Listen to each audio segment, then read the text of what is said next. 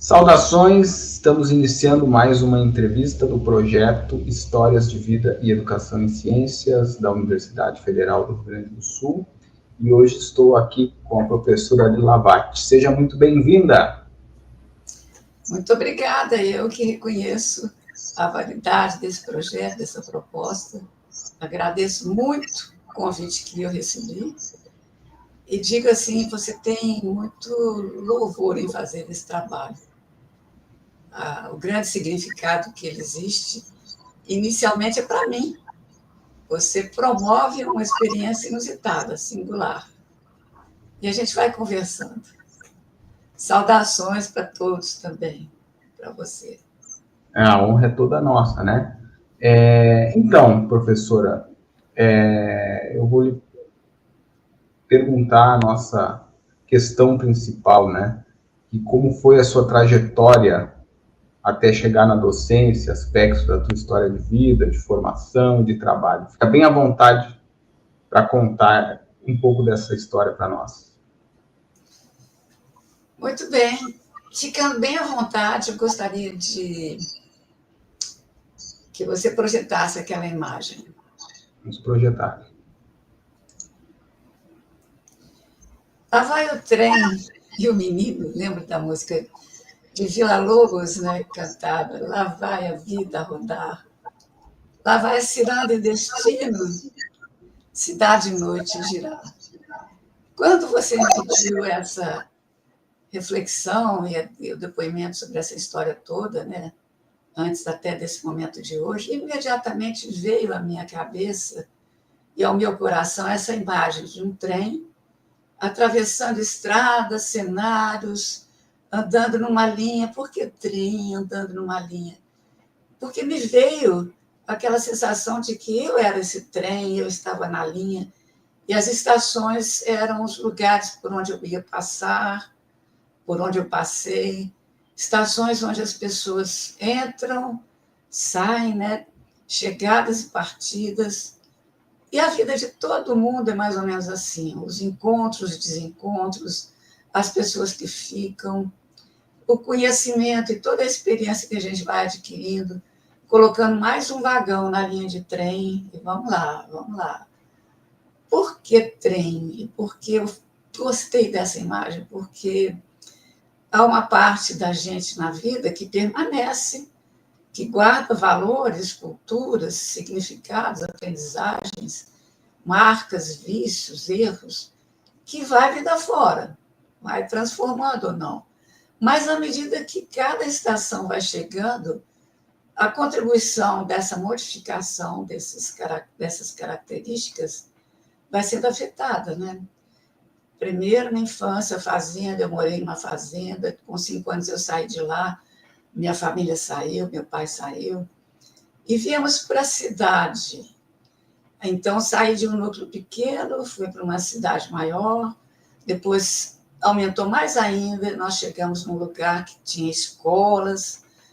O que eu quero dizer com isso? A cada estação, um diâmetro dessa esfera era muito maior, à medida que eu tenho contato com mais gente, com mais características de ocupações, de formações, mas sempre interagindo.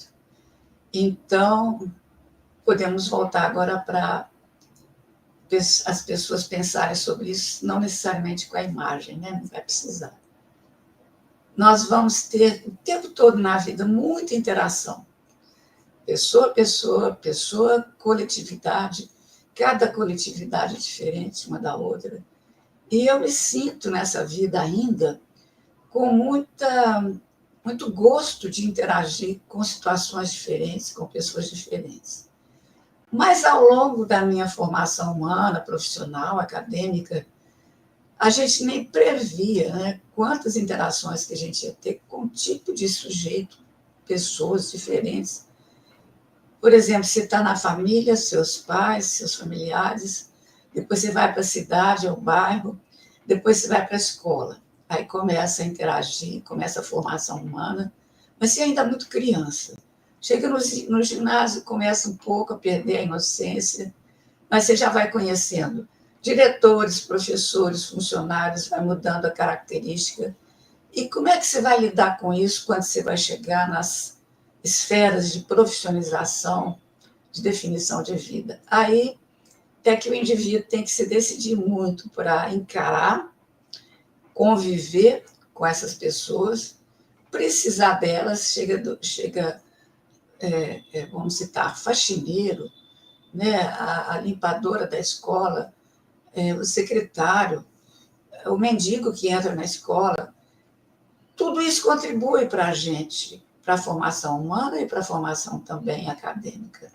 Mais tarde a gente vai chegar a lidar com secretarias, com fundações, com sociedades específicas, e tudo isso fez parte da minha vida, continua fazendo, embora eu tenha me aposentado, mas se eu pudesse fazer uma imagem para dizer o que é o papel da gente enquanto toma essa decisão de ser professora e de interagir com as pessoas, como é que essa imagem era feita a cada momento que eu entrava em cada instituição, na escola onde eu trabalhei, vou para ela daqui a pouco, na faculdade, na graduação, depois na pós, depois nos grupos de formação mesmo especializado, por exemplo, na Unicamp, estava na UFMG, Unicamp. São imagens, são pessoas, um monte de gente, é como se fossem pedrinhas de vidro que eu vou colocar dentro de um caleidoscópio. Componho 3 espelhos e as pedrinhas presas em 2 discos transparentes. Coloco para a luz o que acontece com aquele mundaréu de caos. Imagens lindas. O que eu quero dizer com essa imagem?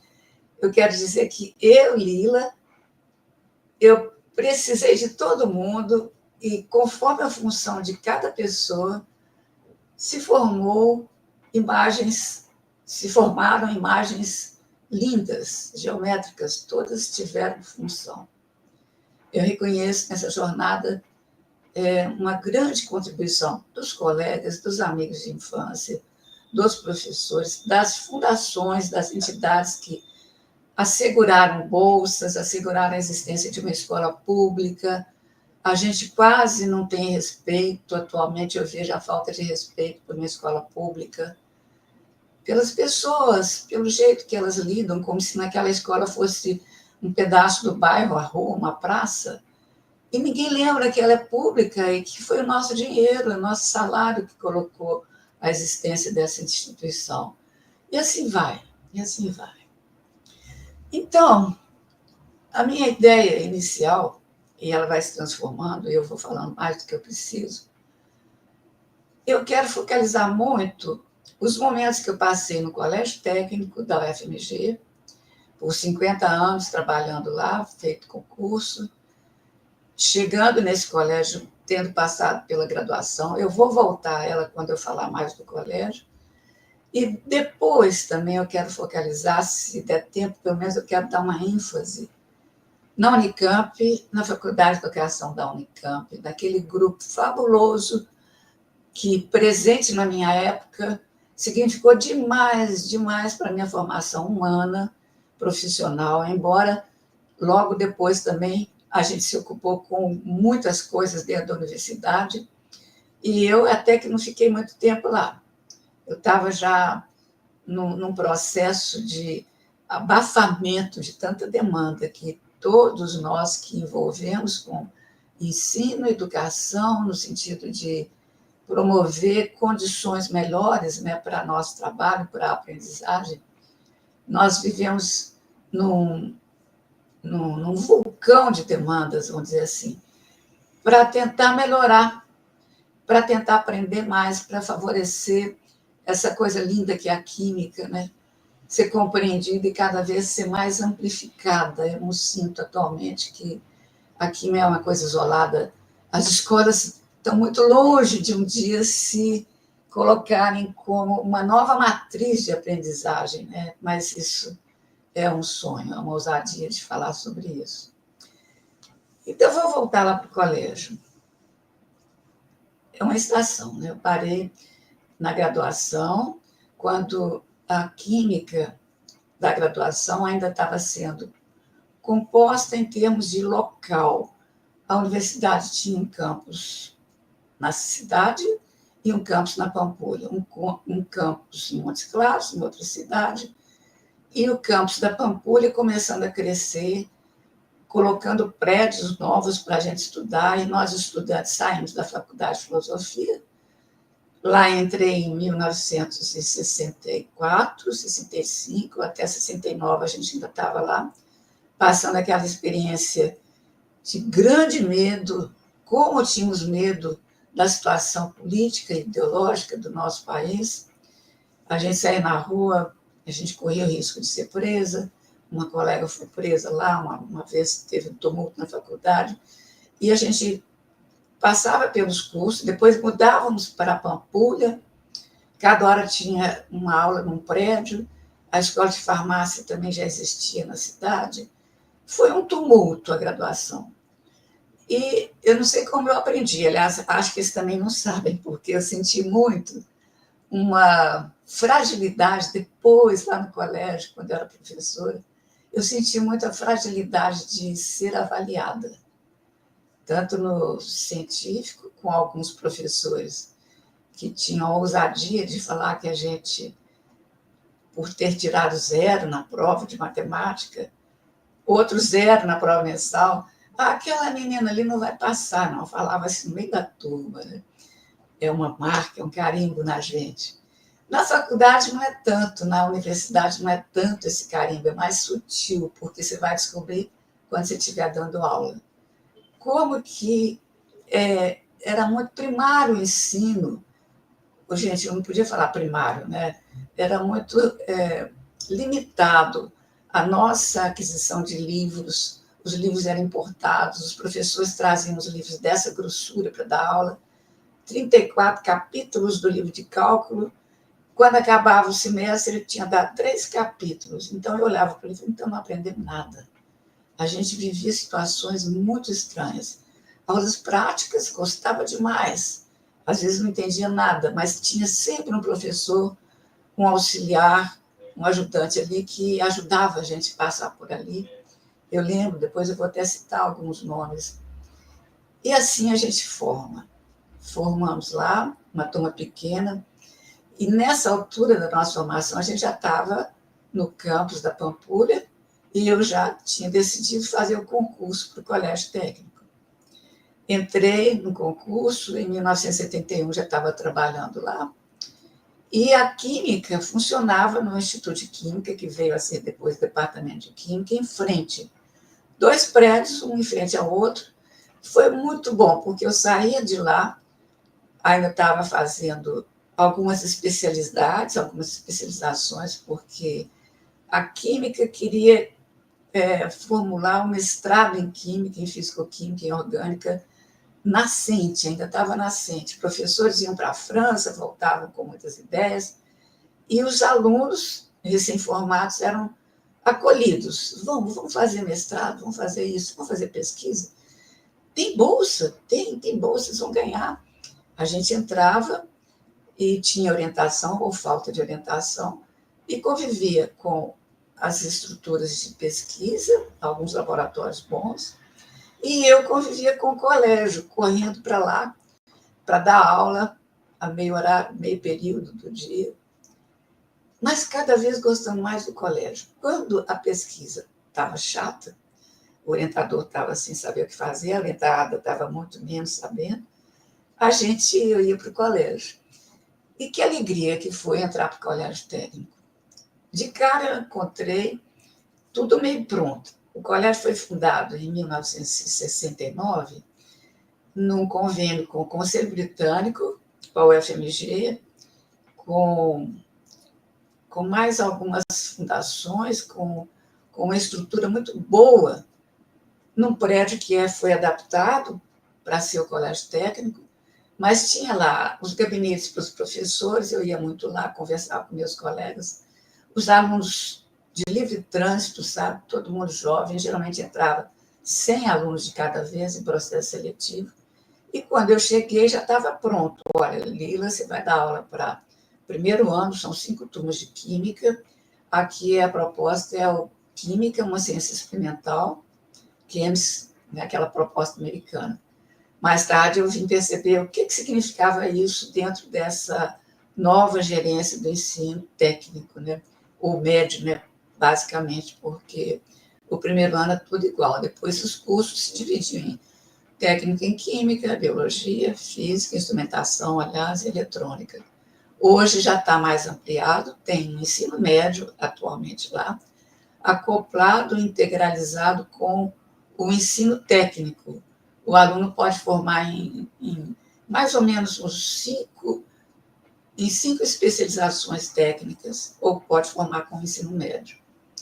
Na época eram só 4 cursos, 4 níveis de tecnologia. Né? E eu comecei a trabalhar com orientação, graças a Deus, com orientação do professor Hilton de Lima Pereira. Ele trazia as ideias, ele tinha feito curso fora, né? Geralmente as pessoas eram treinadas para dar o curso, muito equipado, tinha filmes, tinha guia do professor, muito, muito bom. Eu ficava impressionada de aprender química naquela hora com aquele projeto. Muita química que eu não sabia, eu ia aprendendo, processo e tudo. Chegou até uma vez, eu gostaria de contar alguns episódios aqui, voltados à questão do professor-aluno. Né?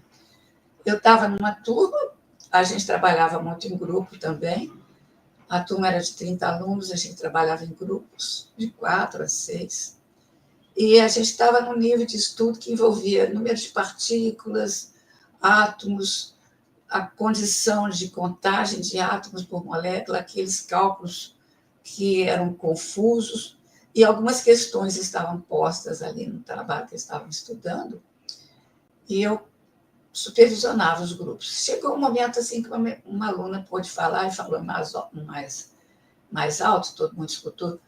Ô, Lila, eu estou com dúvida nessa questão aqui. Aí outro grupo falou assim, eu também estou. Vários grupos se manifestaram com dúvida na questão. E, para surpresa minha, um aluno se destaca e fala, ô, Lila, eu entendi, posso explicar? Eu falei, uai, que bom você topa explicar, né? Então, ele explicou a questão, as dúvidas, esclarecendo, e de que era a questão. Era uma relação que se estabelecia para chegar a um número de advogado. Mas foi uma coisa tão bem feita que o aluno fez, que eu falei assim comigo mesma, em silêncio interior, eu estou aprendendo pela primeira vez a abrangência desse significado, através desse momento que os alunos começaram a conversar. Isso em 1971 ou 72, que eu trabalhei mais ou menos nessa época, uns 4 anos com essa turma, 4 a 5, com as turmas do primeiro ano. Mais tarde, lá em contato com a Roseli, nossa grande mestra, né? O Carlos, tirando chapéu para a Roseli, o tempo todo eu faço isso. Eu faço isso porque ela é a nossa guia. Para mim, é uma pessoa de referência eterna em relação a toda essa parte assim, de educação. Eu vou conhecê-la depois. Né? Mas aí eu fico vendo assim, o que aconteceu nessa turma? Uma mediação, uma zona de transição de conhecimento. Ausubel estava presente, Piaget estava presente, em termos de arcabouço fundamental, teórico, né, de conteúdos, Bakhtin, Vygotsky, Ausubel, todo mundo. A zona proximal, os andaimes de Ausubel. Depois eu fui vendo assim, né, e continuei trabalhando, continuei também com outras turmas que eram de biologia, e quando deu mais ou menos 5 anos de trabalho, eu percebi que eu tinha que melhorar, que estava meio paradão, eu não podia ficar só nesse projeto, eu tinha que avançar o colégio num colégio técnico, que dê as outras químicas, eu preciso aprender, porque a gente aprende o tempo todo. Ontem mesmo eu vi um Instagram do professor Demerval Saviani, falando sobre professor é eternamente professor. Muito bonita a fala dele. Só que eu acho que eternamente não é o professor, é o aluno. Eu sou eternamente aluna, porque a gente aprende o tempo todo. Assim foi na minha vida acadêmica como professor, mas a gente é o tempo todo professora, porque depois você passa a dar aula para você, e eternamente aluna ao longo da vida. Por isso também a linha de trem. Tem alguma coisa que fica, que é da gente, são os valores da família, as culturas dos locais.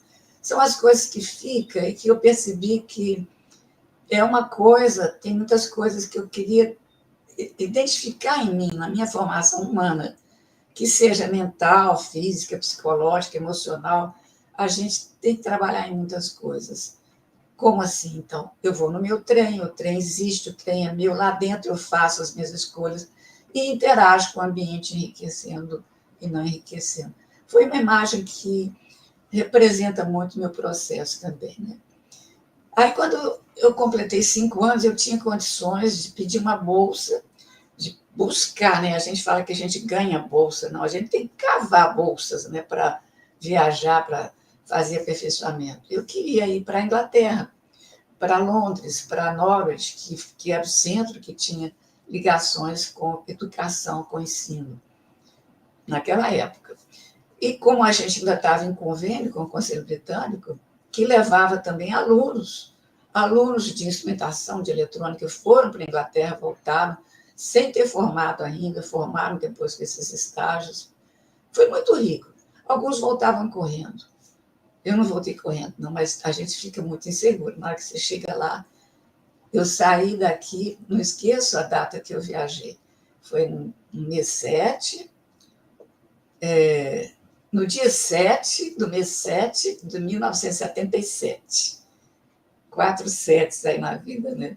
Cheguei lá, calor, eu tinha aprendido muito inglês aqui. Cheguei lá, quase nada a gente pensa que aprendeu, né? Mas foi excelente. Eu aprendi a ver o Brasil. Nos cursos que eu fazia, primeiro inglês. 3 meses para a gente aprender inglês e a vivência com inglês em várias circunstâncias. Foram ótimas, era uma festa.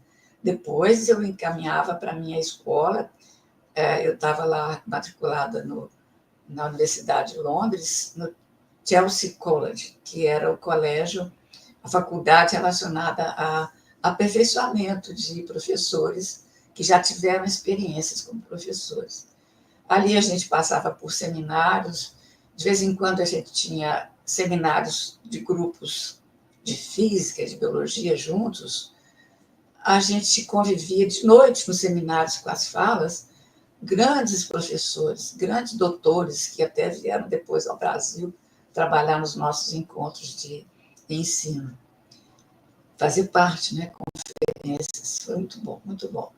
E eu queria conhecer colégios técnicos, queria conhecer a abordagem do trabalho deles, e a minha tutora me indicava, visitei alguns colégios, algumas colégios tipo politécnicas, né? Porque na Inglaterra já tinha mais a filosofia de... Não era só ensino médio, era um pouquinho a mais, né, de colégios de tecnologia mais avançada. Grandes, muitos alunos, muito equipamento e tudo, mas não era bem isso assim, que eu queria ver, aquilo estava meio tradicional.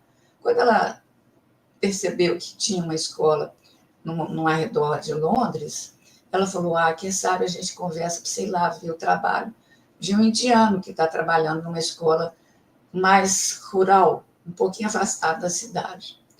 Então, planejei, ela me fez o mapa, porque eu tinha bicicleta lá, então eu ia da minha residência estudantil, em Londres, para a estação de trem, colocava a bicicleta no vagão de trem, específico para a bicicleta, olha o trenzinho aparecendo aí de novo, né? E chegava numa vila, numa cidadezinha mais ou menos a 1 hora de lá.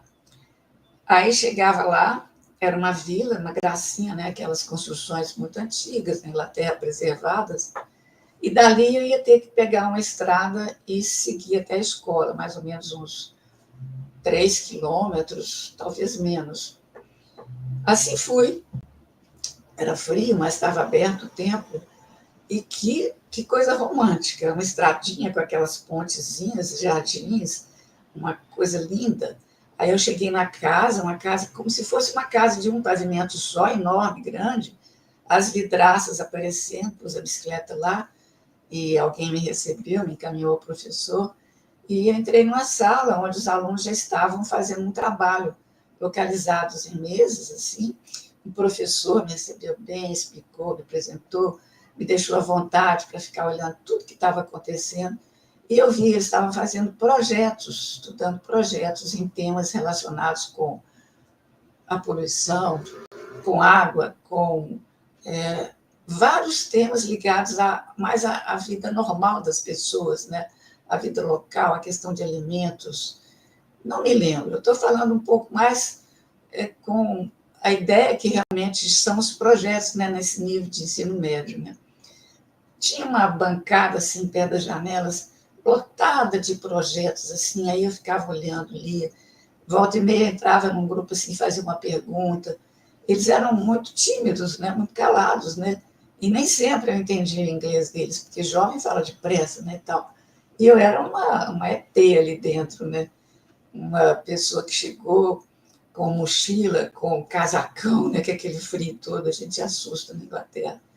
Foi uma experiência muito boa. Depois conversei bastante com aquele professor e senti que aquilo era um lugar que estava me enriquecendo um pouco. Essa ideia foi vingar depois de muito tempo para as condições que a gente tinha no colégio, apareceram condições boas, né?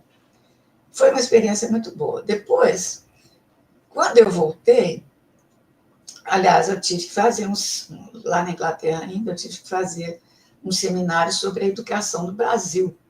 Eu não conseguia nem saber como que era a história da educação do Brasil, né, no Brasil.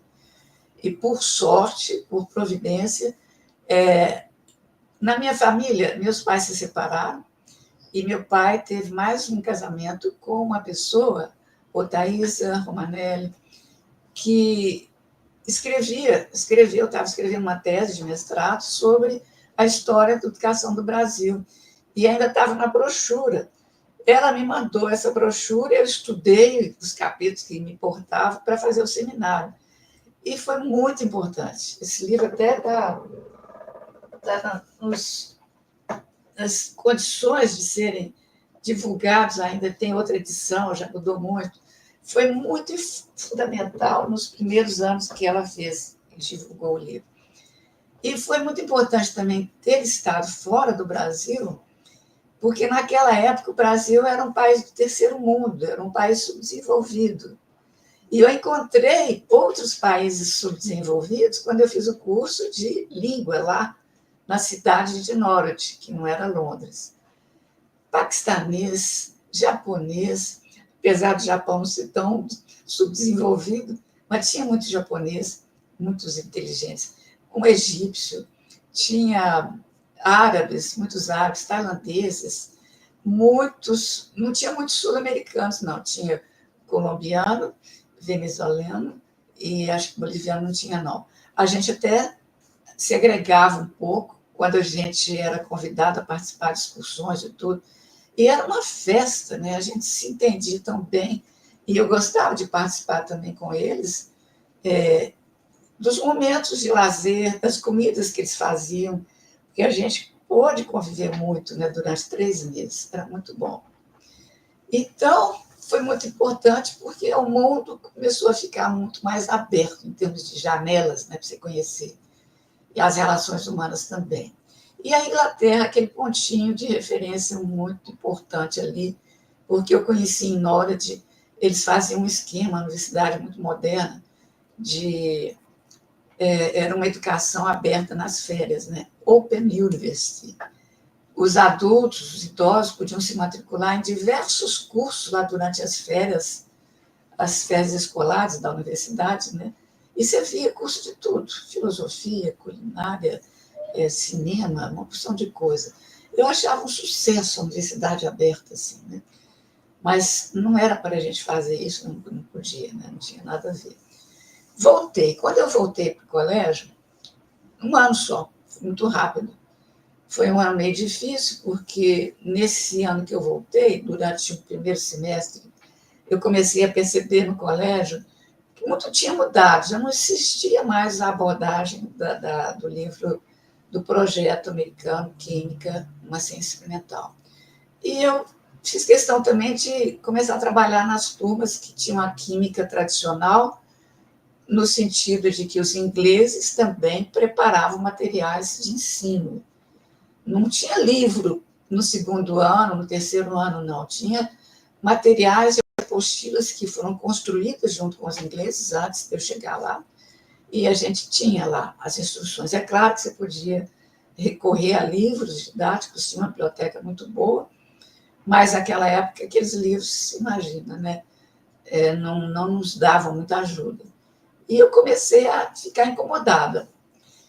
Peguei uma turma de química inorgânica, depois peguei uma turma de análise de minerais, e aí foi muito interessante. Depois de ter passado 5 anos trabalhando só no primeiro ano, os alunos passavam, né, de segundo, terceiro ano, então eu estava pegando uma turma de terceiro ano com os alunos desconhecidos, que eu estava fora, eles tinham passado pelo primeiro, segundo ano, por ali, e entramos na sala para ter aula de química relacionada com análise de minerais, era assim que chamava a disciplina. Como eu não sabia muito bem como é que estava o nível desses alunos, eu tinha apostila, eu tinha toda a orientação para trabalhar prática, eu fiz o seguinte esquema, eu preparei uma prateleira com vários sistemas de água, líquidos, solventes e solutos também, substâncias heterogêneas, soluções, misturas, com o rótulo, por exemplo, sulfato de cobre em água, tudo solúvel. Colocava, por exemplo, Coca-Cola, leite, refrigerante, colocava outras coisas que representassem coisas homogêneas, coisas heterogêneas, com composições misturadas, e perguntava para eles assim, pedi para eles chegar, eram 20 alunos, vocês têm que rodear essa bancada aqui, vão observar e vão tentar entender o que está em cada uma, ou escolha, você vai escolher um desses sistemas para me contar o que você entendeu deles, o que é isso, o que pode ser, o que pode vir a ser, né? E aí a gente sentou, eles ficaram cabreiros, né? Aluno tem uma hora aflição para ser avaliado, né? Ele geralmente fica tenso, quem não fica, né? Mas eles mais ainda, porque naquela época, principalmente, a hierarquia era muito determinada, né? O professor mandava, né? E eles obedeciam, né? Não tão rigorosamente, né? O colégio técnico tinha muita flexibilidade e a liberdade de relacionamento lá era muito grande entre nós, né? Eles iam lá nos nossos gabinetes para conversar e tudo mais. Aí eles começaram a falar sobre um sistema, sobre o outro, e eu escutando, de vez em quando eu perguntava alguma coisa, o que eu percebi? Que eles ficavam amarrados em conceituar se era substância, se era solução, se era homogêneo, se era heterogêneo. E quando eu perguntava alguma coisa mais para clarear o que significava aquilo, por exemplo, o leite, o que é leite? Aqui é uma mistura homogênea, é uma solução, tinha alguns que falavam que era uma solução. Então, eu comecei a perceber, claro que eu não vou lembrar de nada do que eles falaram, mas o que eu lembro? Que eles não tinham conceitos fundamentais com uma base sólida. Tinha uma mistura enorme, tinha coisas assim que eles poderiam fazer uma análise de determinação de cátion na aula de química analítica, mas não sabiam definir, afinal de contas, como é que estava esse cátion na solução, como é que estava esse átomo, como é que é a formação desse aglomerado aqui no leite, etc. Mas foi muito grave até, foi muito grave a percepção que eu tive, que eu me lembro de mim sentindo a vontade de fazer reformulações. A gente tem que mexer no primeiro ano, a gente tem que mexer no primeiro ano. Foi muito bom ter acontecido isso. Enquanto acontecia isso, e eu começava a trabalhar com eles, e também com a química inorgânica no segundo ano, eu tinha dúvidas. Aí eu ia lá na química, atravessava o pátio, ia para o departamento de química, e conversava com professores da graduação lá, que nos ajudavam também, professores amigos, recém-formados até. E eu coloco muito nitidamente algumas pessoas, como, por exemplo, Luiz Otávio Amaral, que é o Tavinho, que esteve conosco muito próximo, a gente trabalhou junto muito, e eu tomo a liberdade de, eventualmente, citá-lo como Tavinho, porque nós estamos numa situação muito mais informal, né, Carlos? E isso me deixa mais tranquila para falar. Tinha o professor Hermato, professor Hilton, professor Hermeto, que eu falei, era pai de uma aluna lá nossa do colégio, professor Carlos Alberto Filgueiras, que era um entusiasmado com a química, toda dúvida que eu tinha, a mais pueril possível, não tinha vergonha nenhuma de perguntar para ele. Ele me explicava um monte de coisa, eu ficava encantada. E eu me reconhecia como uma pessoa com muita, vamos dizer assim, privilegiada por estar aprendendo com muitos professores que já estavam lá, doutores, formulando pesquisa, Alaide de Oliveira Braga, na área de fitoterapia, de plantas medicinais, de plantas, a pesquisa lá do Lapachol, do IP, muita coisa eu fui aprendendo. Marília Toni também, professora de orgânica, muita gente, e eu não tinha vergonha, não. E o Tavinho, né, a gente começava a discutir as questões de ensino, as questões de os artigos que ele pegava, eu também procurava ver essas coisas todas, isso foi mexendo. Como eu estava bem próxima deles lá na Química, eu percebi também que, além do Tavinho, o Mauro Braga também eles estavam se organizando, a Amélia também, a Amélia Gomes, a preparar encontros regionais. Naquela época, eu já participava de muitos encontros da SPPC. Aquilo era quente para a gente, enquanto estudante. A SPPC era uma coisa que aglomerava a nossa academia com a vida social, com a economia do país, com a vida social e ideológica. Cursos fabulosos, né? Mas me interessava mais assim, o fenômeno, assim, que encontrava várias pessoas e algumas coisas importantes. E já começava a pipocar o encontro da Sociedade Brasileira de Química. Por falar nisso, foi muito interessante lembrar disso. É como eu te falei, Carlos, eventualmente eu vou sair do colégio, voltar para trás, ou lembrar de alguma coisa na frente, que eu tive uma aluna numa turma lá, nessa fase, 1982, 83, nas aulas práticas, que teve uma vez que a gente colocava hidróxido de amônio, mais bem diluído, em frascos que eles tinham que gotejar, mas eram aqueles frascos que de vez em quando espirrava. E por uma falta de destreza lá, espirrou nela, por causa de alguém que pegou mal, espirrou na vista.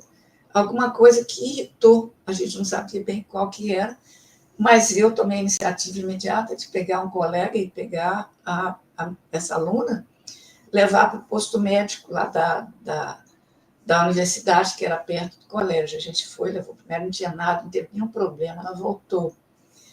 E eu ficava sempre preocupada com isso, muito atenta. Essa menina é a Rosmiriam. Quem que é a Rosmiriam atualmente? O nome dela inteiro é Rosmiriam Freitas, ela está dirigindo a Sociedade Brasileira de Química. Formou no colégio, foi fazer a química, se dedicou a pesquisas, foi para a França, casou com um francês, acho que foi a França mesmo, ou Suíça, não lembro mais. De repente, a gente vê-la, vai dar uma satisfação enorme, né? Uma trajetória assim, né? Maria Vargas também passou por nós, outras pessoas que foram para outras linhas. Betânia fez curso de Química e foi virar historiadora, escreveu livros sobre até coisas relacionadas com a população e a forma de alimentação da população. Nossa, tanta coisa. Assim como a gente tem alunos que, quando eu encontro, eu falo assim com eles, você está lembrando daquele nosso curso lá de Química? Aí eu estou até falando de cursos que depois eu comecei a fazer mudanças de projetos. Aí ele falava assim, eu estou lembrando daqueles tubinhos coloridos, e eu ficava tão decepcionada, né? A gente tem uma necessidade aqui de ter uma resposta assim, nossa, aquele curso foi espetacular, aprendi química, não aprendi uma opção de cor. Eu baixava a cabeça. Encontrei um aluno também que lembrava desses tubinhos coloridos, e na época que eu comecei a fazer o nosso projeto, em 1984, 85, 86, por aí, Eu sei que você gosta de datas, né?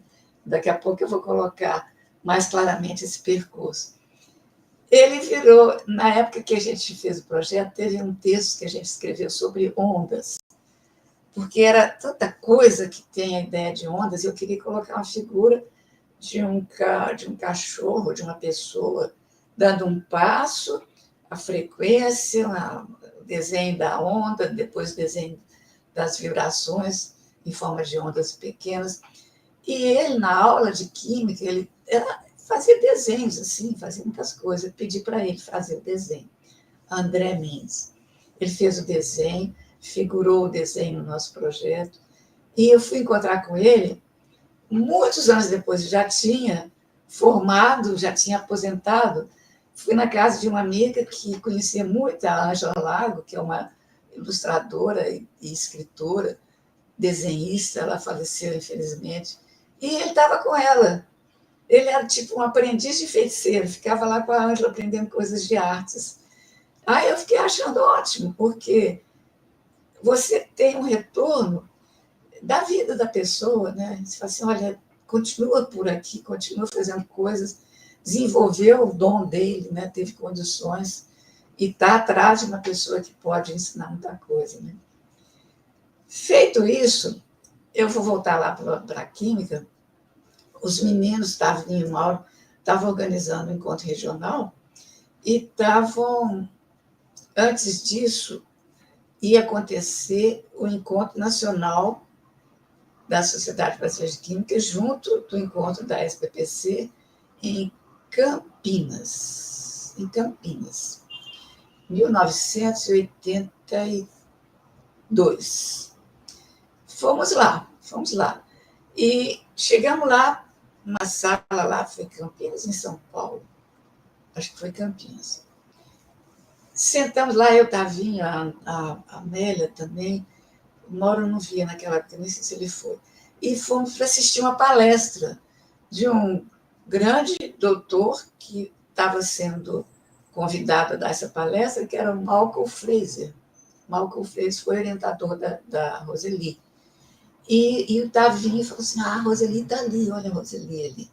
Eu falei, olha ela que é a Roseli e tal. Eu vi assim, ela já estava sendo muito citada pelo Tavinho, pelo Mauro, por causa dos trabalhos e dos movimentos que eles estavam tendo nos encontros.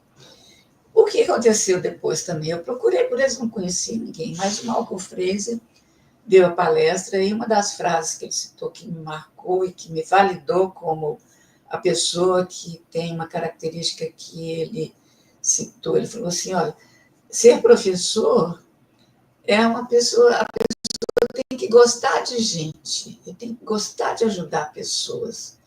Eu falei, olha, será que eu tenho isso? Eu gosto disso, eu gosto disso. Ele validou, um professor daquele lá, de Anglia, né? E aí eu gostei e fiquei interessada nessas coisas todas, né? Em 83, então, foi feito um encontro regional da gente lá, e o Tavinho e o Mauro convidaram a Roseli para participar.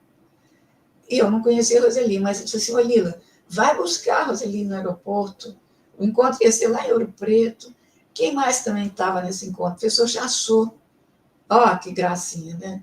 Então, foi um momento muito importante encontrar, conhecer a Roseli. A Roseli fez um sucesso danado, o Chassot também.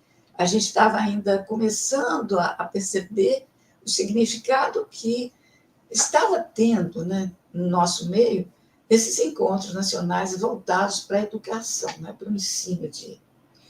E na conversa com Roseli, ela falou sobre o Proquim. Que é isso, Roseli, Proquim? É o projeto e tal. Projeto de ensino de química na escola do ensino médio. E que eles estavam como equipe compondo o Proquim, que era uma novidade baseada principalmente nas novas ideias a respeito de como que a aprendizagem do aluno ocorre, como que é o processo de metodologia do professor, os novos rumos da pedagogia, os novos rumos das filosofias, das ciências relacionadas à concepção mental dos indivíduos. E aí eu fiquei encantada, porque eu estava justamente querendo fazer essa mudança. Assim sendo, Eu sentei com ela e falei assim, me dá o endereço da pessoa que está dando esse Proquim lá em Mogi Mirim. Acabou o encontro e tudo, o que eu fiz com esses endereços e telefones e tudo? Eu peguei o ônibus BH São Paulo, numa noite, pernoitei no ônibus, cheguei lá na rodoviária, Tietê, peguei o ônibus da rodoviária para ir lá para Mogi Mirim, errei, peguei para Mogi Guaçu, cheguei lá em Mogi Guaçu, liguei, fiquei aqui na Mogi Mirim, a Boa Mineira trocou as coisas, né? Aí cheguei lá, a cabine me informou, não, aqui eu posso conversar com o Mogi Mirim lá, a pessoa está te esperando lá, porque o marido dessa moça era dono da empresa que eu viajei, e eles se conheciam. Aí é Antonieta, que ela chama, Antonieta Azul. E então ela me pôs em contato com ele, me pôs em contato com ela, falou assim, não, fica aí, daqui a 15 minutos eu estou aí, eu te pego.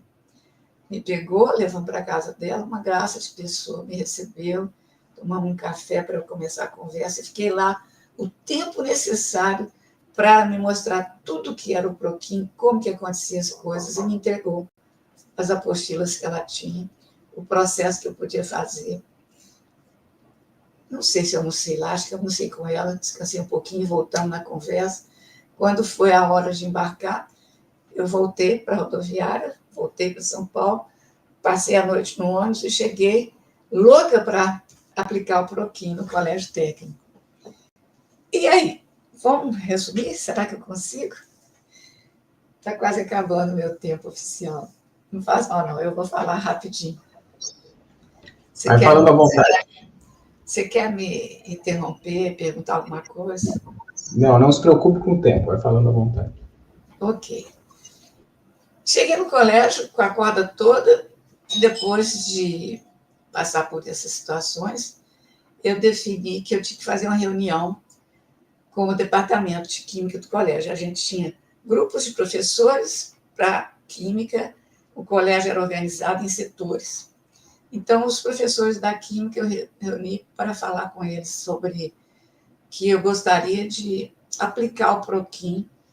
Nós tínhamos 5 turmas de primeiro ano, que eu gostaria de aplicar o Proquim numa dessas turmas, em 2 turmas ou 3, para fazer o teste.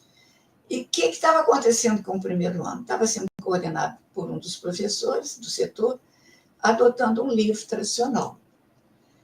Eu não tenho certeza se era do Feltro, mas se não for do Feltro, é parecido. E ele estava muito satisfeito. As pessoas ali, né, as professoras eram colegas, e ele, esse professor, falou, não, Lila, não, está tudo muito bem arrumado, está tudo muito tranquilo. Esse livro a gente vai seguindo, está tudo sendo aproveitado, é importante a gente trabalhar com esse livro. Eu falei, não, mas espera aí, olha, repara isso aqui. E eu fui argumentando, naquela época eu tinha argumentos mais frescos na cabeça, e as professoras não tinham palpite, não tinham argumentos, não tinham oposição para falar se o que eu devia fazer ou não. Mas eu continuei insistindo. De vez em quando eu falava até de uma forma mais assim, veemente mesmo, quase contundente, que podia me dar uma chance, né? Então eu consegui essa chance para 2 turmas. Nossa, foi uma alegria. Por acaso, uma das professoras era mais jovem, ela tinha formado no colégio, formada em Química, ela se prontificou como uma voluntária para trabalhar comigo contra a turma. E nós começamos a aplicar o Proquim, que era um trabalho extremamente experimental, no sentido de a gente não tinha uma sala de aula à disposição do conteúdo. Trabalhava em projetos de grupo, com experiências voltadas para a investigação, as questões dirigidas e o levantamento dos conceitos espontâneos dos alunos, e a gente elaborava sobre esses conceitos e devolvia, eles faziam respostas a várias questões do Proquim. Já estava pronto 3 capítulos, a gente ia aplicar os 3 capítulos. Enquanto aplicava, eu fiz um esquema lá de fazer uma avaliação, registrando ao fim de cada aula como que a gente avaliava aquelas respostas dos alunos, Fiz, então, um relatório.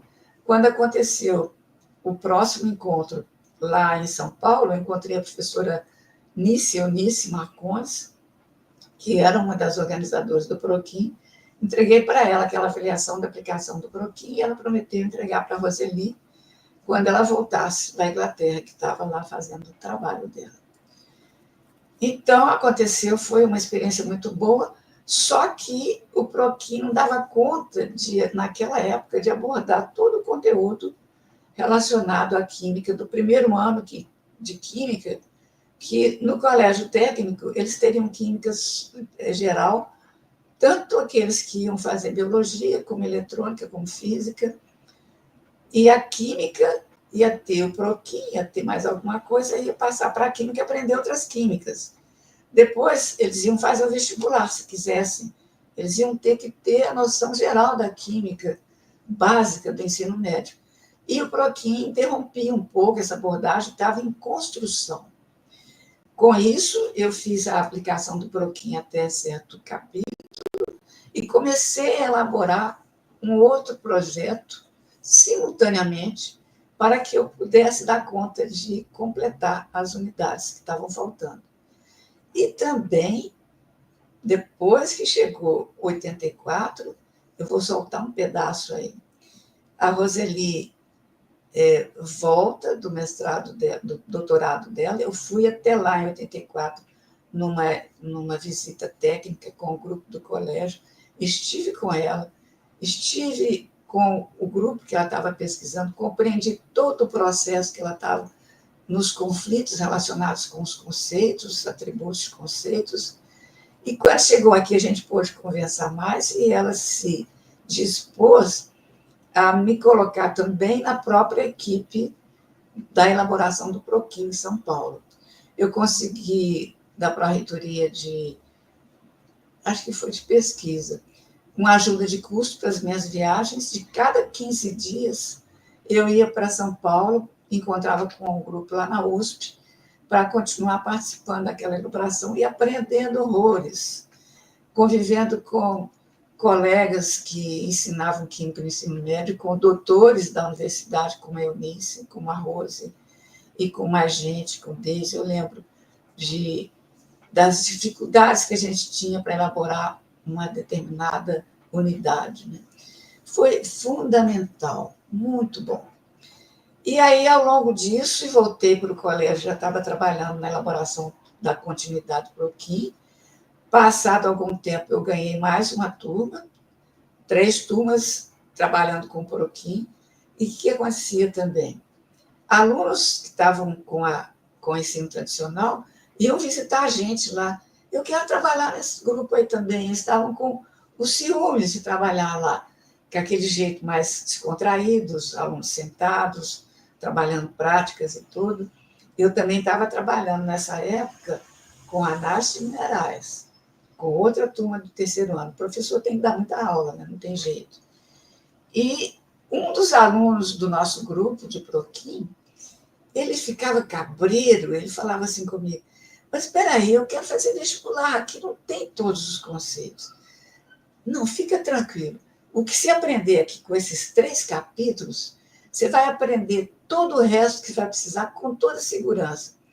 Que seja no cursinho, se não der tempo aqui no colégio, você vai fazer um cursinho, você vai aprender, porque você está aprendendo aqui como aprender um pouco da química, como ir descobrindo esses meandros. Você vai ter dúvidas e você vai saber como achar suas dúvidas mais depressa do que outros. Ele foi se acalmando, mas foi muito interessante ele ter esse desafio, né? Vamos lá, eu estou em 84, 85, 86, já com o PROQUIM adiantado, já com o meu projeto Aprendendo Química também mais bem elaborado. E nessa fase, eu já estava mais familiarizada com os grupos dos encontros regionais na sua terra, Carlos, no Rio Grande do Sul, Ijuí, Caxias, Passo Fundo, acho que teve também. Que pessoas encantadoras! Mas toda hora eu quero falar um nome e falo um outro. Leni, né? O Chassot, toda hora a gente encontrava com ele. Maldaner, apoiando demais a gente para fazer o projeto e ser editado lá na editora de Juí. Assim foi feita a primeira edição do livro, a outra também, com um grande acordo lá. E, apesar de ser bem, vamos chamar assim, doméstico, né? Você, como é que a gente fala quando está assim, caseiro, né? Por aí. E foi muito rico. Mas aí o que acontecia? Começou a bater o vírus de fazer o doutorado.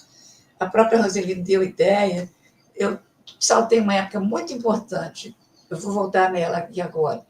Quando eu estava fazendo a estruturação, a elaboração do PROQUIM, a aplicação do PROQUIM e, simultaneamente, a elaboração do nosso projeto, aquela notícia contaminou os alunos da Química de graduação e licenciatura que estão formando, que eram ex-alunos do colégio, principalmente. E eles foram lá no colégio para pedir para fazerem estágio de licenciatura lá. Ferveu de gente. Aí foi uma época muito que catalisou muito trabalho de iniciação científica ali com o grupo do primeiro ano, exclusivamente aquela turma lá. E aí, especialmente a Rosária Juste, ela começou a participar de uma forma muito efetiva. A sensibilidade para aquele tipo de movimento pedagógico diferenciado e o conteúdo de química. Ela aprendeu química num curso de química muito mais atualizado do que o meu. Então, tinha horas que eu não tinha nenhuma certeza de um problema lá relacionado com Arrhenius e tudo, e ela sabia. Então, ela começou a me ajudar, e quando eu falo nesse novo projeto que eu fiz com ela. Nós fizemos juntos, o trabalho foi imenso, não vou entrar em detalhes, não dá tempo, mas foi muito fértil. Até a professora de licenciatura da Faculdade de Educação foi lá para visitar, para conversar comigo, para querer fazer um trabalho em conjunto, para associar aquela situação nova, pedagogicamente falando, que estava na cara que a química, na graduação, ia ter que mexer na disciplina de prática de ensino de química, e foi mexido. Foi fundada uma nova prática, uma nova disciplina chamada... Como é que chamou a disciplina, gente?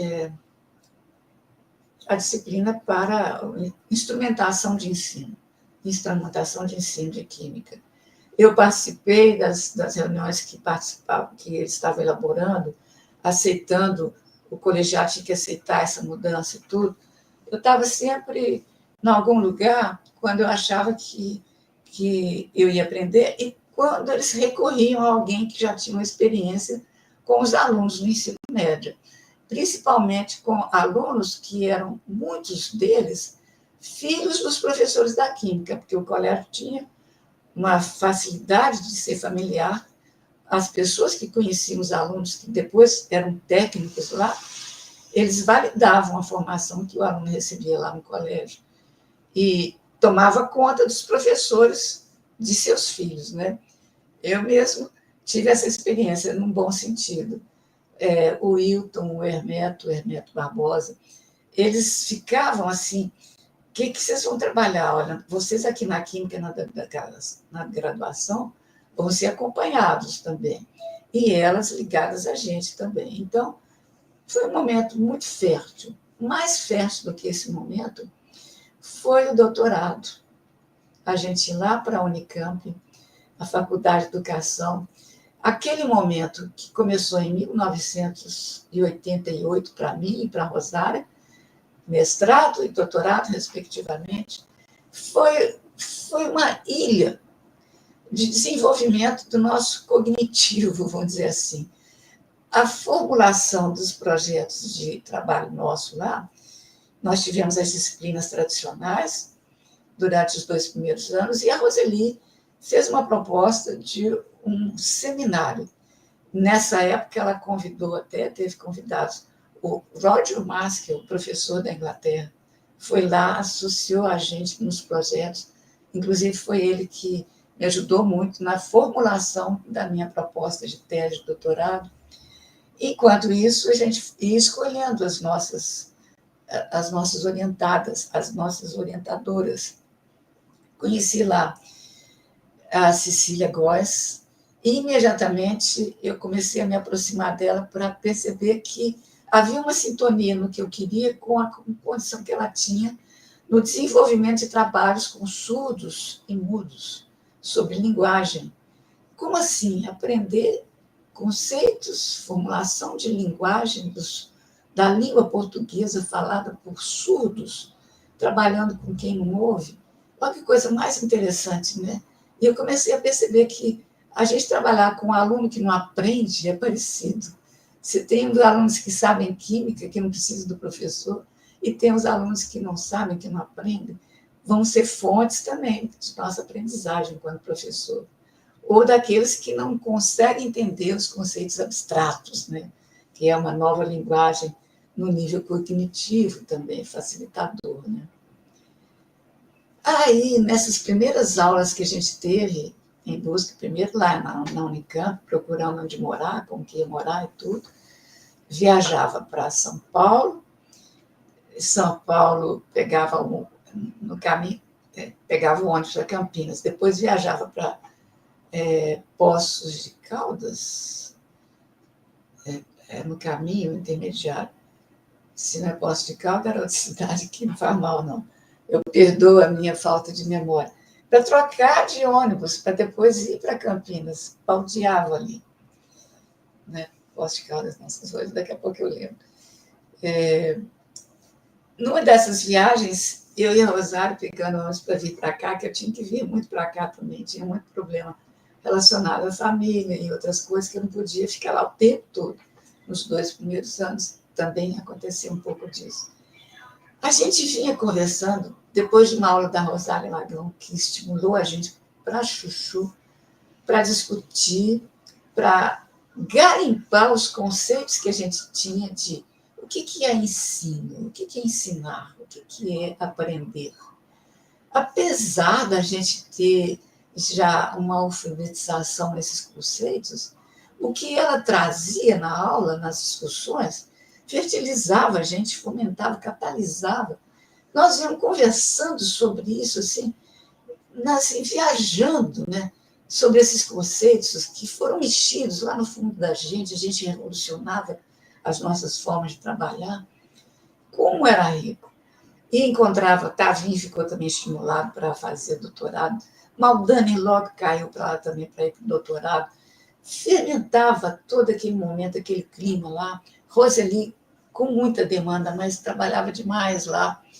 E esse seminário era a troca de experiências, ou da falta de experiências, dos resultados que a gente já estava começando a ter nos nossos encontros, na coleta de dados. Fizemos um projeto lá que envolvia alunos de uma escola estadual lá, fazendo entrevistas para treinar a nossa pesquisa. Gravadorzinho, cassete, transcrição de entrevista, depois estudo. A minha própria dissertação, né? A própria tese envolveu isso também. Comecei a ter computador no fim da jornada. Era Word, né? Aquela coisa só vinculada àquele tipo de trabalho muito primitivo ainda, mas o que a gente passou na Unicamp foi inesquecível. E aquela época foi uma época fértil. Parecia que todo mundo estava ligado parecia que nós somos os únicos daquela hora ali, aquele núcleo fermentando e facilitando o nascimento das pesquisas nessa área de ensino. Ainda mais assim, para mim foi muito difícil também, porque eu estava numa área que nunca tinha ainda, não sei com Roseli, fora, né, não tinha tido no Brasil uma pesquisa relacionada com esses movimentos do conhecimento, da construção sócio-histórica, Vygotsky, da linguagem, da questão do discurso, Bakhtin. Tudo era novo, tudo era novo. Então, foi um trabalho muito enriquecedor. A Andréa também depois foi para lá, logo no ano seguinte, a gente chegou a morar junto, dividindo as tarefas de casa. A experiência de vida também é muito diferente. Ir para Campinas naquela época, Campinas ainda era uma cidade pequena, ainda tinha lá o mercado Barão Geraldo, o grupo lá, a sair das aulas, ia tomar um chopp, uma pizza e tudo, e conversava, dividia os colegas. Tudo era muito, muito bom. Eu viajava mesmo, eu fiquei assim, na volta, já estou voltando. Deixa eu ver se eu consigo voltar um pouquinho. Mesmo que você não preocupe com o tempo, eu fico atenta também, né? Eu ia voltar para cá como doutora, né? Veja só. Tem um lado da gente que a gente fica metida dessa, né? Orgulhosa. Você tem até uma nova pasta para colocar os seus materiais, os artigos e tudo. Aquilo, na hora que eu cheguei e comecei a trabalhar, aquilo não valia nada no sentido pejorativo, assim, né? Não é isso, né? Mas o que aconteceu? Numa dessas primeiros encontros com o pessoal lá do setor de química, para onde, lá do colégio, eu estava louca para trabalhar no ensino médio, o Paulo, meu colega lá, me chama e fala assim, Lila, tem essa disciplina aqui no curso de aperfeiçoamento, ciências lá do CECIMIG, você tem que dar. Que é isso, Paulo? Não, que é isso? Eu não sei nada disso aqui. Aí fiquei lá esbravejando, assim, tomando distância daquele negócio lá, e ele falou assim, agora você é doutora. Pronto, né? Aí eu caí assim, tá certo, tinha que encarar. E aí as demandas foram assim, né?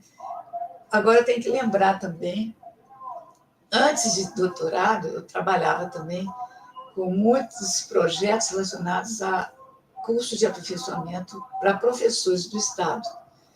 Viajava para Januária, do sul da Bahia não, do norte de Minas, que era quase a mesma coisa que sul da Bahia, Januária, Teófilo Otoni, Governador Valadares, e antes de trabalhar com a escola indígena, eu já conhecia a pobreza que é a vida desses professores no interior. E eles chegavam aqui porque projetos eram feitos na secretaria envolvendo o CECIMIG, Centro de Ensino de Ciências e Matemáticas da UFMG, que depois também foi fertilizado pela gente. Nessa hora que eu estava lá, o Duzão já estava acabando a tese de doutorado dele também na USP, e a gente já estava formando equipe, a Andréia também foi chegando.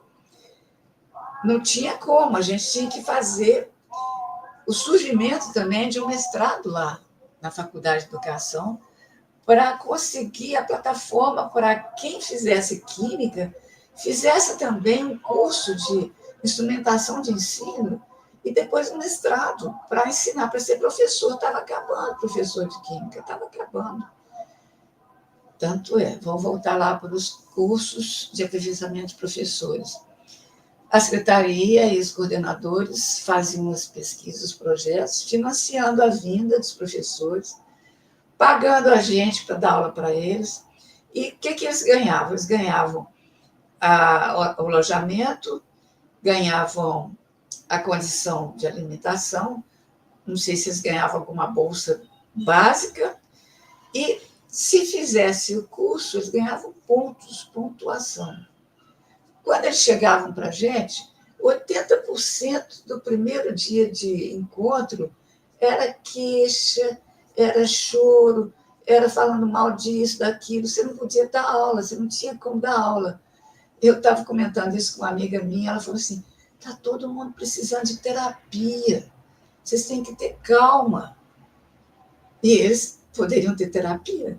A gente teve que ter terapias, muitas, né? Mas eles iam ganhar só ponto. É uma injustiça, na verdade. Esses projetos são bonitos, são muito bonitos, ficam lá marcados nos livros da secretaria. E a gente viu a dificuldade que era levar material, ter material lá quando a gente viajava para encontrar com esses professores, até outros mais básicos.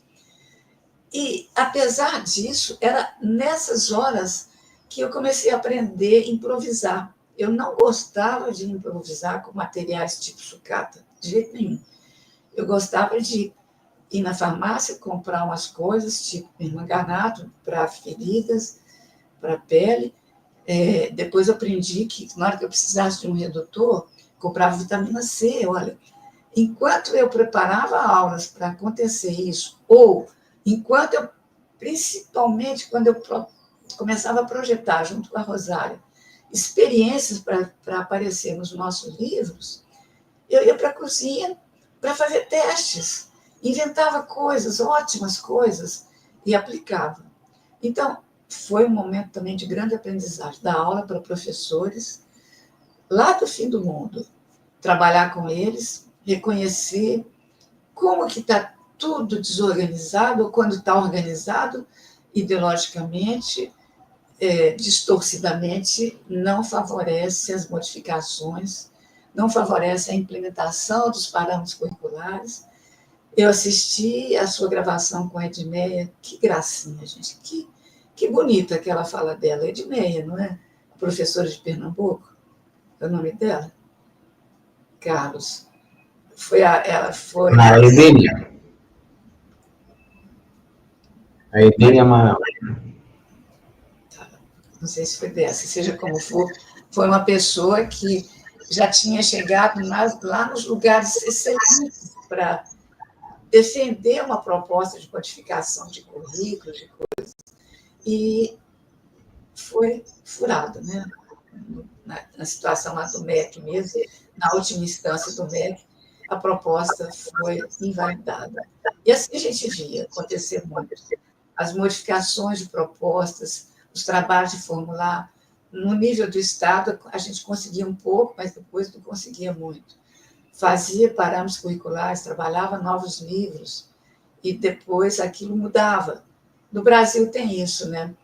A Magda Soares, uma grande professora que a gente teve, ela sempre falava que para avaliar um projeto, para avaliar qualquer tipo de estrutura de trabalho de ensino, é preciso 10 anos. Agora a gente não pode falar nem um ano.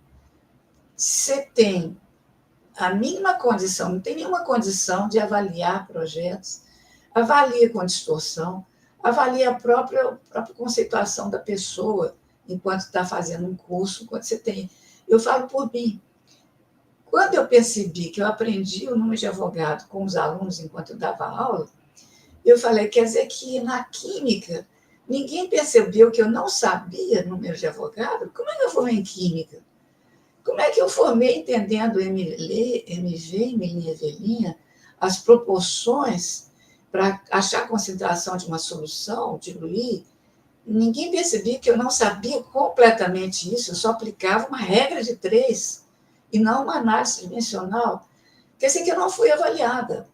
Por isso que eu tinha a maior preocupação e a ênfase de inventar avaliações diferentes com os alunos.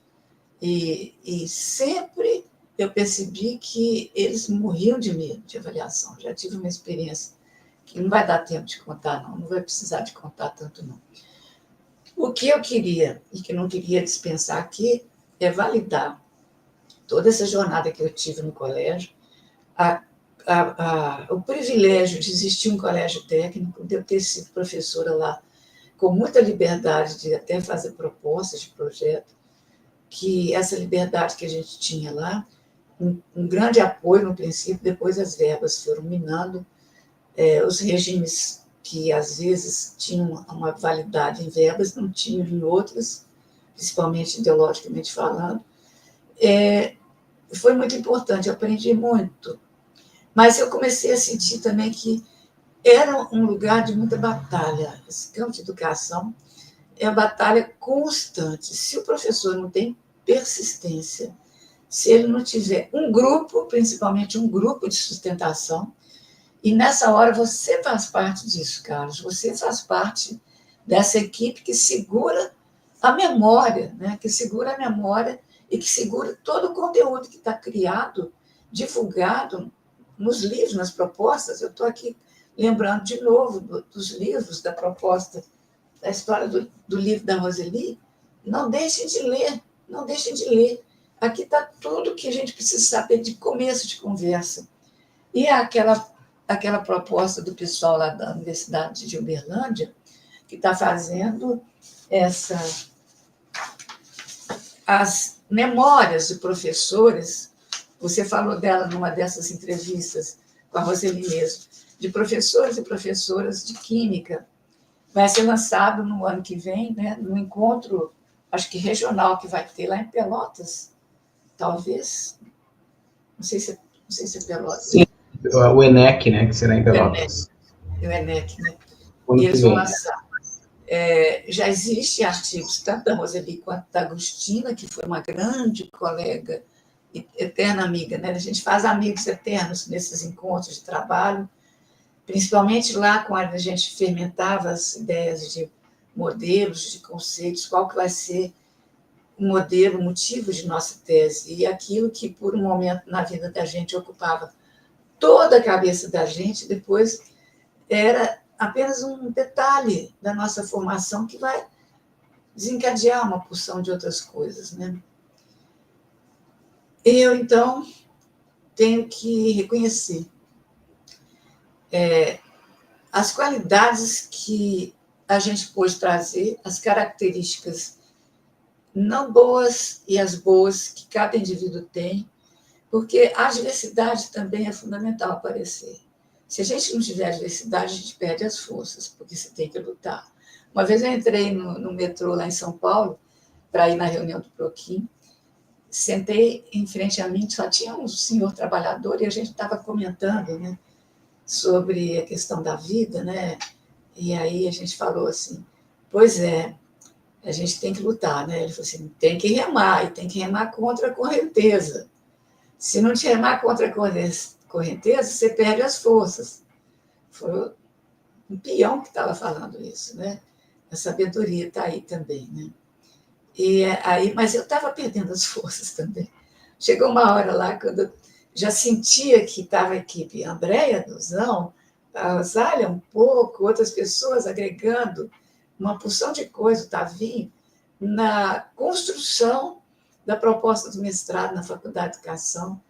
Já havia um trânsito muito favorável nesses meios, né? Universidade, colégio técnico, outros colégios, outros professores.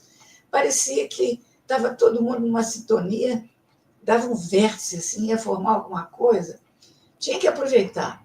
Mas chegou um dia que eu tinha que orientar, eu tinha que ler artigo, eu tinha que orientar uma pesquisa, eu tinha que orientar outra, tinha os professores, a demanda, os cursos de aperfeiçoamento, bolar a prática e tal.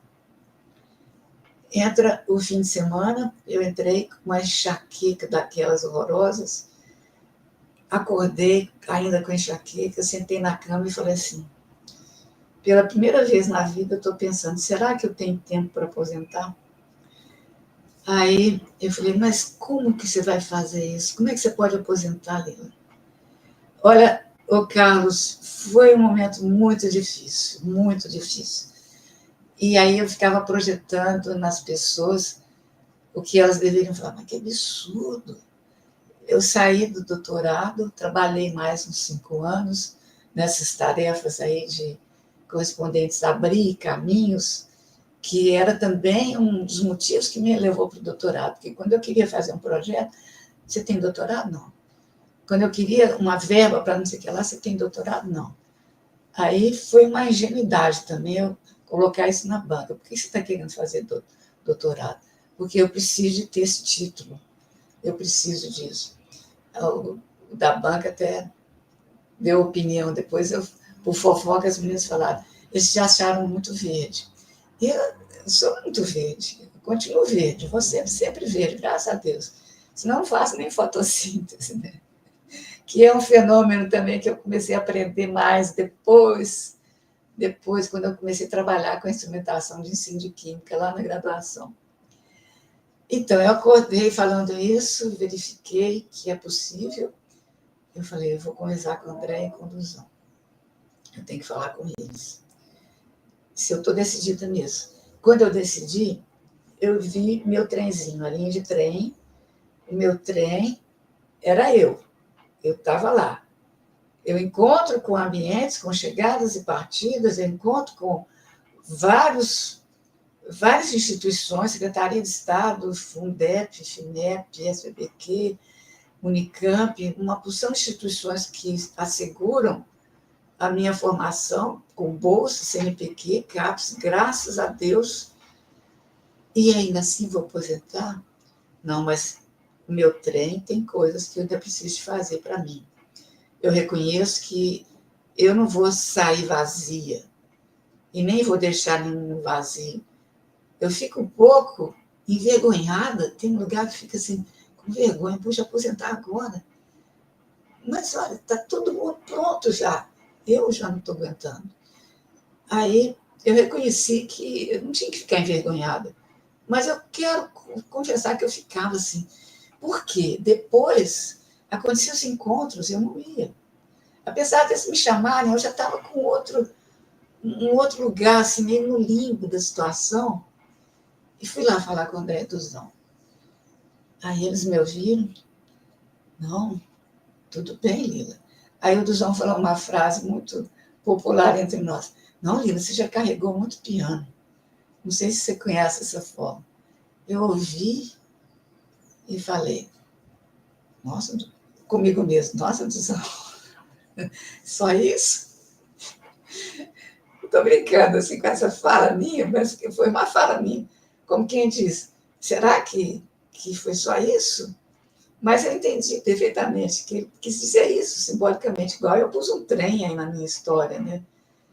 Eu pedi licença para colocar uma analogia, uma metáfora muito inusitada, né? Mas eu sinto, dentro de cada vagão, eu tenho escolhas, eu posso fazer muita coisa. Depois, as coisas de fora, eu não tenho como mandar.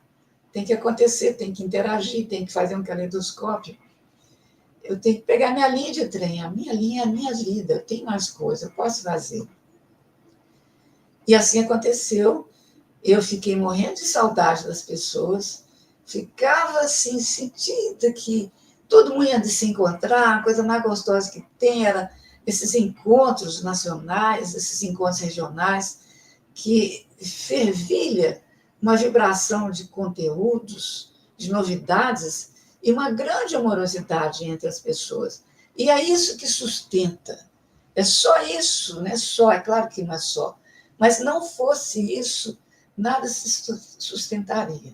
É preciso gostar do que a gente faz e sentir que está num lugar que tem sintonia. Não tem jeito de trabalhar fora desse lugar de sintonia, a menos que seja só uma adversidade. A partir de agora, eu acho que eu vou concluir. Eu tenho que agradecer muito, eu tenho que aguardar agora as suas considerações finais, e algumas perguntas, talvez. E até lembrar que eu trouxe água para beber aqui. Tomar uma água, né? Eu tenho que agradecer, né, essas recordações todas, esse momento de relembrar, né, toda essa história que acaba se cruzando com outras histórias que já foram contadas aqui, né, nesse projeto, e de grande importância para nós todos. Eu te pergunto se você sente que esse trabalho todo, ele de alguma forma continuou e continua dando frutos, talvez pelas mãos e mentes de outras pessoas. Acho que o seu trabalho ele teve uma continuidade na sua visão? Sim, eu acredito, não necessariamente porque eu avaliei o resultado de alguma coisa, mas é porque eu conheço as pessoas que estão envolvidas. E elas me conheceram, elas conheceram um grupo que sustentou valores fundamentais, que sustentou a abertura, janelas, várias janelas para que o aluno pudesse fazer perguntas. E a gente construiu plataformas de lançamento desses alunos, né? Eles iam ter apoios, eles iam ter condições, eles vão ter condições de responderem, porque na hora que você cria um mestrado no ensino de química, com essa pequena equipe que vai dar frutos com características semelhantes, certamente pessoas vão surgir. Por poucas pessoas que sejam, elas vão existir. Eu tenho otimismo. Eu acho que não tão cedo. Por exemplo, se um aluno está formando agora no ensino médio, 2025 ele tem 15 anos, né, por exemplo, vai para a graduação e vai passar quantos anos? Ele vai ter mais ou menos 26 anos quando ele formar. Quando ele for professor, ele já vai ter mais de 30. Quer dizer, em 2000 eu fiz uma conta aqui, lá para 2040, que a gente vai poder ver o que deu isso tudo. O que é 2040? Está fora da nossa esfera de cogitação do que vai dar. Mesmo assim, eu sou otimista, porque quando a gente entra em crise, é fundamental ter crise, que a crise é uma palavra que significa energia. Vai formar uma situação energética que a gente vai reagir. E reformas vão aparecer, óbvio. Inteligência artificial vai ter que ser muito bem usada. Não tem controle nenhum sobre isso, nem procure ter, mas se acontecer alguma coisa, ela vai ser identificada. Educação à distância também é um vírus horroroso, no meu ponto de vista, enquanto ele distancia completamente o contato professor-aluno. Se eu estou conversando com um aluno em vídeo, por exemplo, eu estou conversando com você e vou fazer, por exemplo, nós vamos dar aula sobre análise de águas, usando a complexometria DTA. Então, acontece isso, tem que pôr isso e tal, para determinar o cálcio, determinar o cloreto é ânion, né? O sódio, outras coisas, o potássio. Já sei o que vocês podem fazer. Nós podemos sair daqui, você vai sair daqui, e eu estou com a ideia assim de. Eu vou ter a ideia, por exemplo, se tiver um bebedouro, eu posso pegar água do bebedouro. Será que o aluno vai sair de casa e pegar água do bebedouro para fazer esse teste? O que eu quero dizer? Enquanto você está trabalhando à distância, você pode ter ideias que não podem ser mais traduzidas em contato, em criatividade de experimentação. Você sabe muito bem que os alunos desligam lá, né? E tem mecanismo de fazer de conta que estão lá. Ou seja, é cada vez mais forte a desvirtualização da palavra ética, né? Da palavra honestidade. Nós não temos controle sobre isso, vai acontecer. Então, você conhece as pessoas, cada um que você conhecer, faça com essa pessoa encontro verdadeiro, encontro sem nenhum problema. Então, eu acho que outra coisa que pode acontecer, não tem mais disciplina de química, a química não pode estar isolada, não tem mais jeito de fazer uma matriz educacional nesse mundo que a gente está, tem que ser uma coisa muito maior. E com que avaliação que a gente vai poder fazer uma proposta? Não tem nada avaliável. As pessoas não avaliam com dignidade nada. Ou aplicam um instrumento qualquer. Eu posso estar exagerando, mas, assim, se as reformas de ensino estão durando 2 anos ou 3, nada foi avaliado. Ou avalia, no grosso modo, essas avaliações de quem é que está ganhando mais voto, quem é que está perdendo mais voto, perguntando sim, não. É quase que um programa de 0-1, 0-1. Né? Então, eu acredito nas pessoas, nas pessoas com quem eu convivo, em qualquer circunstância. Algo vai passar, em qualquer dimensão também. Vai existir. O caos, como eu falei, a crise, é o dínamo dessas mudanças.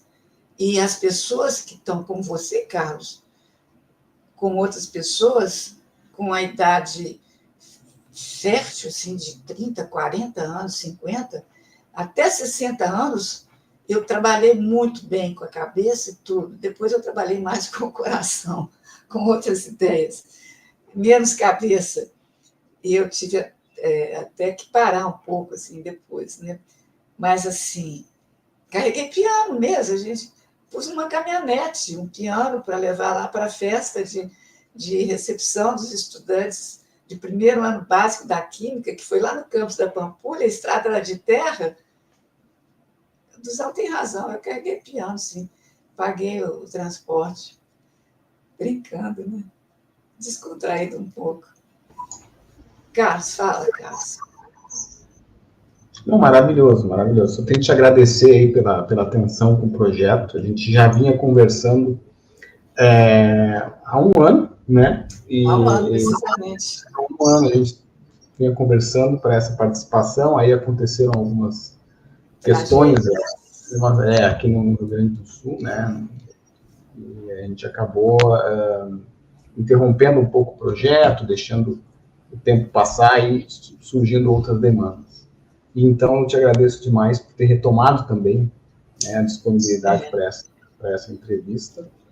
E eu gostaria de te deixar bem à vontade para falar mais o que você quiser falar, mas ia sugerir que a gente terminasse a entrevista, nesse momento final, né, com a imagem.